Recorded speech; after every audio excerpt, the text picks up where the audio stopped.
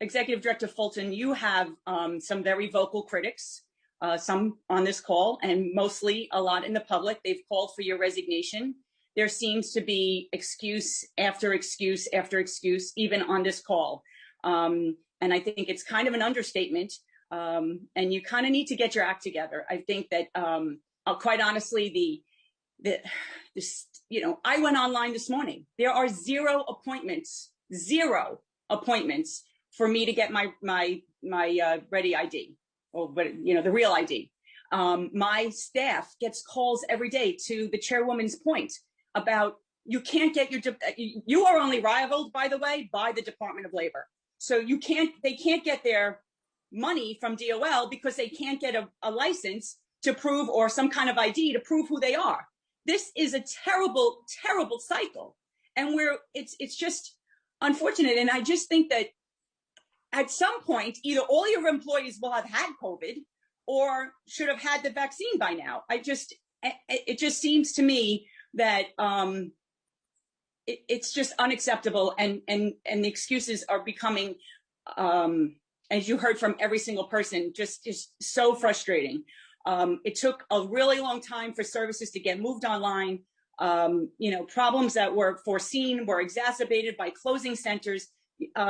Chairwoman, some of those centers are closed, and that's the other reason why they can't get an appointment. One's closed till May 3rd. I think that you need to go back to the Department of Health and talk to them about what they're telling you, because whatever you're working off of is extremely old information. When was the last time you actually had a conversation with the Department of Health? Well, we speak with Department of Health regularly. This morning we had an interaction on email, but we speak with them regularly. But when was the last time you asked them to update the ruling, their ruling per CDC guidelines? Or are you just with the 2 weeks off for everybody every time somebody gets sick? When the guideline came out that it could be reduced to 10 days, we went to Department of Health and said, we'd like to reduce the closure to 10 days. They reviewed our situation and they came back with advice, and the advice was to maintain it 14 days. Okay, and you've also claimed that the backlog is caught up. It cannot possibly be if we have residents that are calling us, citizens, constituents, calling us on a daily basis, telling us they cannot get through for an appointment. So if somebody just showed up at one of the facilities, they do not get seen, they get turned away? Well, it depends on the facility and their capacity for the day. But we're doing, over 80% of our transactions are available online. So anyone telling you they can't get an appointment, I get that. Anyone who says they can't get an appointment is online, has the capability to literally my point is, so some say they can't get an appointment. I just went online myself. I went online and I did it just before when the chairwoman was talking to you about appointments. Zero. There is absolutely zero for appointments for anybody that needs to fix their driver's license. And then we have the issue of people who can't use that, people who don't know how to do that, we had the same complaint with the vaccine rollout, that if you only can go online and you don't know how to do that, or you don't have the access to it, we have this same issue even in the school with all the numbers of children that didn't have access to, a computer or to Wi-Fi. So to lean on that it's just disappointing to me. And I would say that we need to do something more than that. If there's a place people can call to make appointments, who was the last week that we had that talked about, she has a call center. She set it all up. I'm sorry, I'm blanking on what commissioner that was.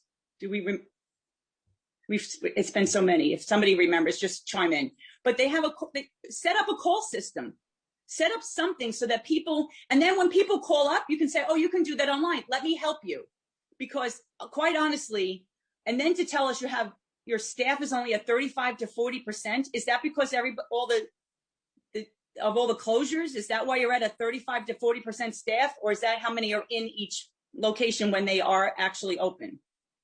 No, that's due to childcare That's due to family leave, that's due to sick leave, that's due to retirements and resignations that we have been desperately trying to hire to fill.